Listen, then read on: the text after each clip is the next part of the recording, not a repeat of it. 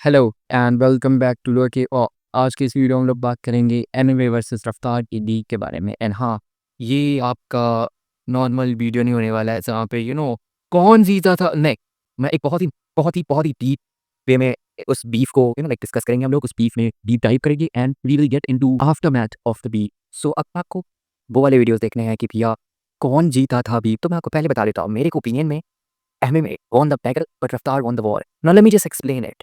तो शुरू में जब बीफ खत्म हुई तो ऐसा लगता था कि एमएमए वॉन, क्योंकि उनको बहुत ज़्यादा ऑडियंस मिल गई।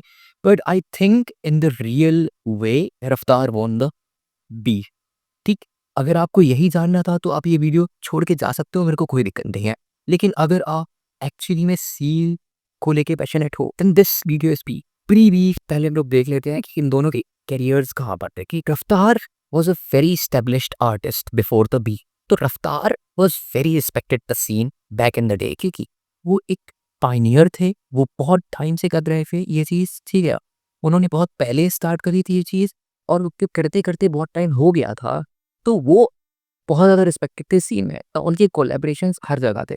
वो इंडस्ट्री में लाइक म्यूजिक में बॉलीवुड के साथ भी काम कर चुके थे, अंडरग्राउंड भी काम करने थे। एमएलए का सीन ऐसा बिल्कुल नहीं था ऑब्वियसली, लेकिन किसी बहुत ज़्यादा डिफरेंट भी नहीं था। Because he was one of the pioneer of the Mumbai rap. He was one of the pioneers of like slang rap या गली रैप के एमएलए एक पायनियर थे, तो उनकी भी रिस्पेक्ट थी। Now he was not a big artist back in the day. एक level पे वो बड़े थे, लेकिन he was not as big as a star, ठीक है। He was a underground artist like that. तो उनकी रिस्पेक्ट अंडरग्राउंड में बहुत ज़्यादा थी।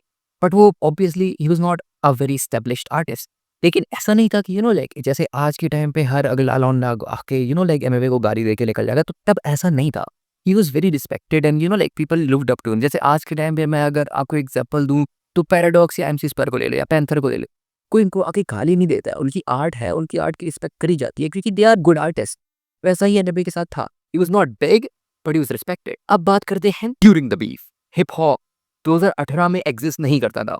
लाइक देसी हिप हॉप बहुत छोटा था, एक बहुत नीश सा जॉनरा था म्यूजिक का। अब आप ये देखो कि ये हिप हॉप में एक बहुत ही नीश चीज है, ठीक है, कि बीफ हो रही है। इससे पहले एज इन बीफ हुई नहीं थी बहुत सारी, ठीक है। तो होता क्या है कि ये एक नीश जो चीज थी, जो एक नीश ग्रुप में हो रही थी, एक नीश जॉनरा में हो रही थी, वो बहुत बड़ा फिनोमेना बन जाती है। एमवे वर्सेस रफ्तार becomes a nation wide phenomena. जो लोग म्यूजिक भी नहीं सुनते हैं, लेट अलोन हिप हॉप सुनने वाले, तो लोग म्यूजिक सुनते भी नहीं है, उनको भी इस बीफ के बारे में पता था। रफ्तार का हम लोग पहले पीओवी समझ लेते हैं, उसके बाद हम लोग एमएमए के पीओवी पे आने के लिए। तो जनता वाज डिवाइडेड, लेकिन कोई रफ्तार को हेट नहीं कर रहा था। जो अंडरडॉग होता है, जनता यूजुअली उसको सपोर्ट करती है because they see themselves in the underdog. वही हुआ, रफ्तार को सपोर्ट जनता से कम मिला। लेकिन इसका मतलब ये नहीं है कि रफ्तार ने जनता खो दी। यहाँ पे एक बहुत ही बड़ा डिस्टिंग्विशिंग फैक्टर है कि मोस्टली केसेस में क्या होता है, जब लड़ाइयाँ होती हैं तो जनता बट जाती है और एक साइड पे बहुत ज़्यादा जनता होती है और दूसरी साइड पे कम जनता होती है और दूसरी साइड वाले को गालियाँ पड़ती हैं बेसिकली, ठीक है। रफ्तार के केस में ये नहीं हुआ, उल्टा ये हुआ कि जो इंडस्ट्री थी वो पूरी रफ्तार की साइड आ गई। चाहे आप दिल्ली का सीन ले लो, चाहे आप मुंबई का सीन ले लो, चाहे आप बॉलीवुड का सीन ले लो, ठीक है। The industry was siding with रफ्तार। इंडस्ट्री टुक साइड्स विद रफ्तार and they called envy cloud chaser, कि ये तो सब फेम के लिए कर रहा है, ठीक है, कोई बीप वाली बात नहीं थी। एंड आई डोंट केयर कि क्या था क्या नहीं था, वो मिसअंडरस्टैंडिंग थी या जो भी था, मुझे इसमें पढ़ना नहीं है। मैं स्पीक के रीजन पे नहीं जा रहा हूँ। बट एमवे को क्लाउड चेजर बोला गया, एमवे को फेम का का बोला गया कि ये फेम के लिए सब कर रहा है। एंड पूरी जो इंडस्ट्री थी वो रफ्तार की साइड चली गई। पूरा दिल्ली सीन एमवे के ऊपर टूट पड़ा। एमएलए को चारों तरफ से डिस्ट्रैक्ट्स पड़ रहे थे, एमएलए के ऊपर चारों तरफ से डिस्ट्रैक्ट्स पड़ रहे थे। And the whole DHH musically the whole DHH musically hated MLA, ठीक है। पाकिस्तान से भी एमएलए को डिस्ट्रैक्ट्स आ रहे थे। Although it looks like everything went south for MLA. ऐसा लगता है कि सब कुछ उल्टा पड़ गया एमएलए के ऊपर, लेकिन ऐसा था नहीं। जो ऑडियंस एमएलए को मिली, इट वाज वेरी लॉयल।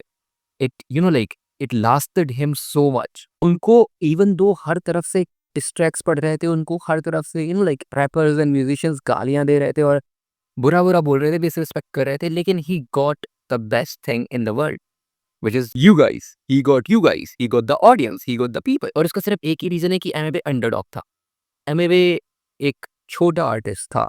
ठीक है, मैं नंबर्स की बात कर रहा हूँ, मैं आर्ट की बात नहीं कर रहा हूँ, मैं नंबर्स की बात कर रहा हूँ। Number wise Emiway was a smaller artist, Raftaar was a way bigger artist. और जब उसने इतनी हिम्मत दिखा के रफ्तार के ऊपर डिस्ट्रैक्ट बनाया, तो जो ऑडियंस थी, was like bro damn, that is crazy shit. ये तो थी ड्यूरिंग द वीव कहानी। हम लोग आए थे पोस्ट वीव पॉलिटिक्स के ऊपर, एंड यहाँ पे ही लाइक आप देखोगे कि कैसे रफ्तार भैया ने सर्जिकली एमवे का करियर खत्म कर दिया। रफ्तार totally destroyed Amway's connections, Amway के जितने भी कनेक्शंस थे उनको रफ्तार ने खत्म कर दिया, उनको पूरा डिस्कनेक्ट कर दिया सीन से। आज के टाइम पे आप एमवे के एलाइज अगर गिनने जाओगे तो आपको मिलेंगे ही नहीं, क्योंकि हैं ही नहीं। वही रफ्तार के पास पूरा सीन है, पूरे दिल्ली सीन के साथ एमवे को शैडो बैन कर दिया गया। पूरा दिल्ली सीन एमवे से डिस्कनेक्टेड है। अब even though there are people जिनकी एमवे से कोई बीफ नहीं चल रही है, पीपल लाइक सीधे मॉल, ठीक है, उनकी कोई एमवे से बीफ नहीं है।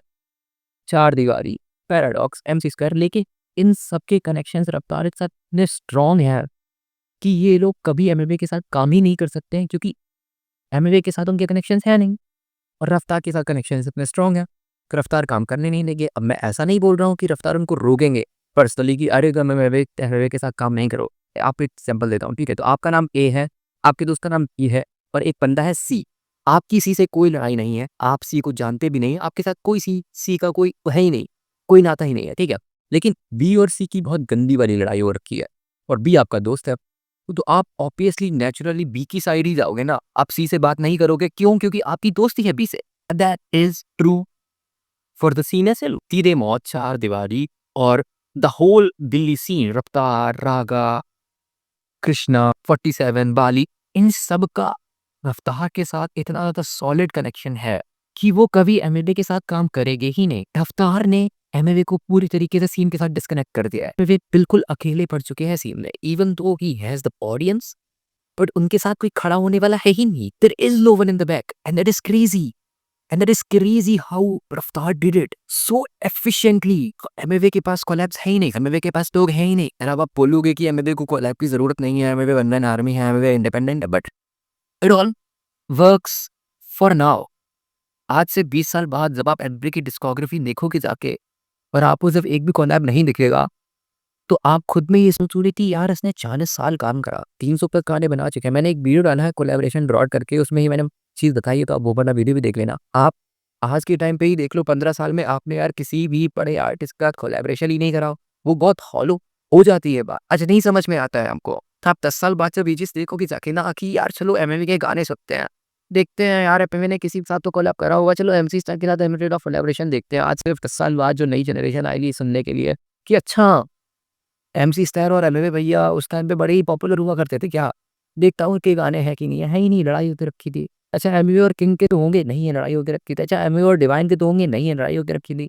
रफ्तार के साथ, कृष्णा के साथ, मुफाड़ के साथ, बेला के साथ, सीधे मौत के साथ है ही नहीं, है ही नहीं, है ही नहीं। तो ये आपको आज के टाइम पे समझ में नहीं आता है।